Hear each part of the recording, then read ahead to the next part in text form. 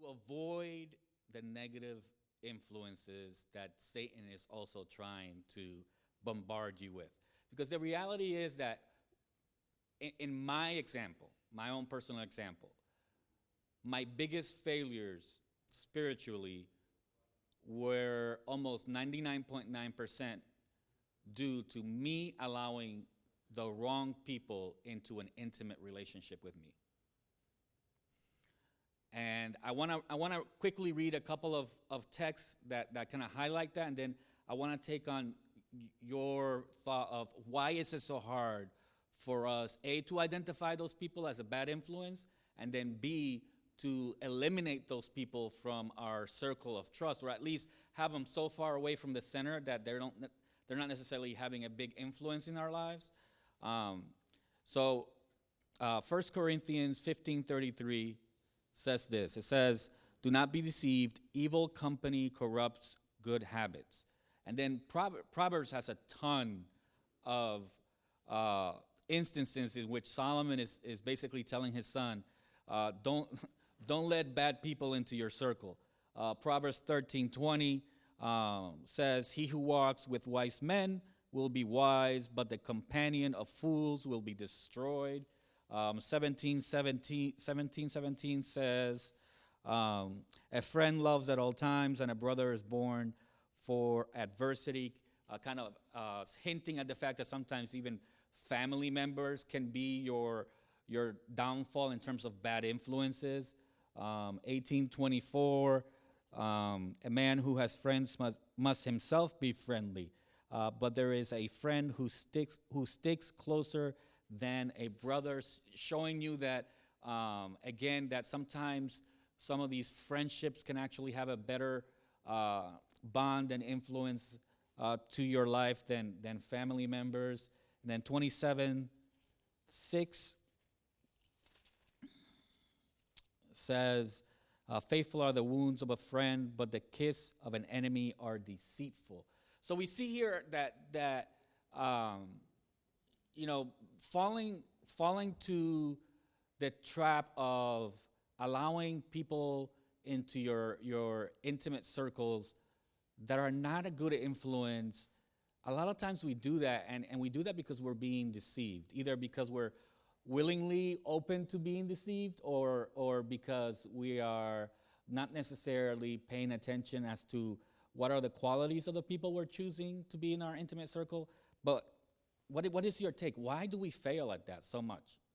Why do we allow the wrong people in, and then once those people are in, why do we allow them to influence us so much?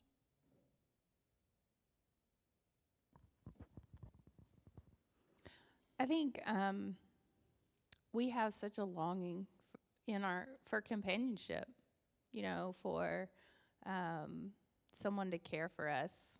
And the devil knows that, and he's going to send people that seem like they care deeply for us. And we may wink at their character flaws, and we may think, this is not so bad. There's a book that I read a long time ago. It's called Drop After Drop. And it just talks about how you can water down your spiritual life, just drop after drop. It's not like a bam, this is like a all at once thing, but just little influences. Well, this isn't so bad, But to kind of turn that around, if you're very spiritually strong and you have a spiritually strong group of friends, I think it's okay to let someone in your circle if you're very careful about it. Christ had Judas in his circle, and he continued to try to influence him for good. So I don't agree that you should completely just keep everybody out of your circle but it has to be, I think if you're in a spiritual low place in your life right now, that's not a good time to pull someone into your circle that may have traits that would pull you even further down. And I think you make a very good point before Pastor talks, is that, so the reasons why you allow that person in, right? So the reality is that when you allow those people in who might not necessarily within themselves be a good influence, but the reason why you're allowing them in is probably because you're trying to then influence them because you are surrounded by spiritually strong people, and you want to give them at least the opportunity to, through the influence that you have, to hopefully accept that gift that God has given us.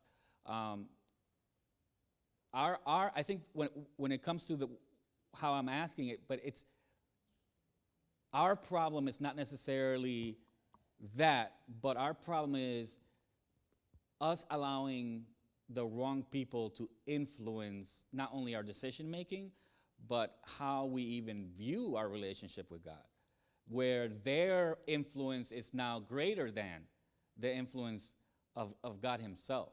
And I think that there are people who you might be able to influence, but there are some people who you just have to cut the cord and say, I'm sorry, I can no longer be around you.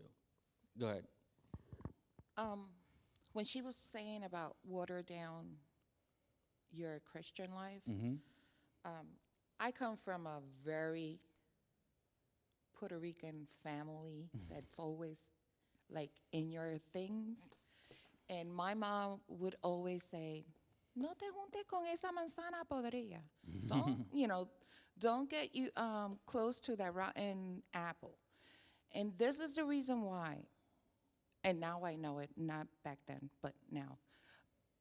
An apple will rot from the inside out, and it takes so long that you could leave the good apple right next to it, and he or she's not going to know that it's being rotted out until it's too late, because you already had infected your life.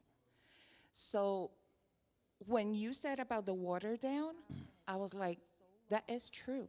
Sometimes we get close to people that are toxic, but you don't see it that way because they portray, this holiness, but deep inside, they're just getting close to you, and you're gonna get warm, and not until you're spiritually dead, that's when you realize that that person, that companion that you were looking for was not the correct one. And in Ruben, you said, why can't we see it offhand? It's because he comes sweet as the enemy is. He's sweet and he's soft-spoken. He's not loud and letting you know, oh no, don't go to church. No, he's not gonna say that. He's just gonna be right next to you, but along the line, he's gonna start taking you away from church, taking you away from a relationship with God. Oh, let's go here, let's go there. Oh, it's Sabbath, but let's do this or let's do that. And it's the little bit things that you're doing that it's going just, when you, towards the end, you're gonna say, what happened to me? How did I get into this deep hole? And it's because we didn't realize that the person we had next to, or the person we're going to ask for advice, it's being rotten already. So we do have to pray. I see. I wanted to say real quick Go ahead. that, And then when you're done, you pass it over to. okay, Yeah. that on Facebook, there's a group of the people that I went to high school with, and we graduated in '97, so it's going to be like 22 years. The 25th high school, I know, you're older than me, but Yeah, I get it. the high school, the 25 anniversary is coming up, and I was just looking through the pictures, and a lot of them have kept in touch. And a lot of, in the context I saw that the pictures that they were hanging out, it was with alcohol and they were drinking. And I felt a little jealous. I was like, man, they've kept in touch, and I was not in that circle. And then I started to think back that it was right around there that it was like my conversion was strong when I was in high school, and I was spending a lot of time with church friends. And so God worked it out where those relationships in the circles of my friends of church, I wasn't thinking about my future, but I was nurtured. They were being nurtured, and that potentially bad circle of relationships with my high school friends. That this was a public high school, not an Adventist academy or anything. I probably would have ended up going another route. So it all comes down to like what relationships you're nurturing is how I see it. What April mentioned, I mean, just the title of the book, drop by drop. First thing that popped into my head was like erosion, over time, slowly, it's carving a path. But I also believe that no matter where we are spiritually, we always have this battle of what we want to do versus what we should do. So sometimes when we allow those negative relationships to get closer and closer, we know exactly what we're doing, because we're serving self, and then when like you were saying, like you get rotted to that point where it's like it's too late. The good thing for us, it's really never too late, but at that exact moment, you realize. Right, because like you say, like some relationships, they come in and then they feed you, little tidbits, right? But those are the exact same tidbits that we want, and then we're like thinking like, yeah, we'll get that, and then we'll stay. It's like we try to get our cake and we eat it too, right? Not realizing that we're just digging ourselves and just destroying ourselves. So I think at some point, like we also need to take responsibility, for our own backslides, if you will. But the good thing is like we can always regroup. That's what Jesus came to accomplish, so that we can never fully